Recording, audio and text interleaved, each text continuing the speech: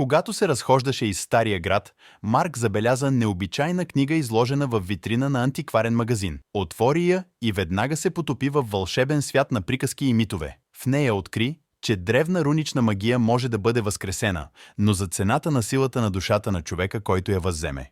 Зачарован от идеята да притежава тази мощ, Марк реши да потърси съществуващата магия и да я използва за свои цели.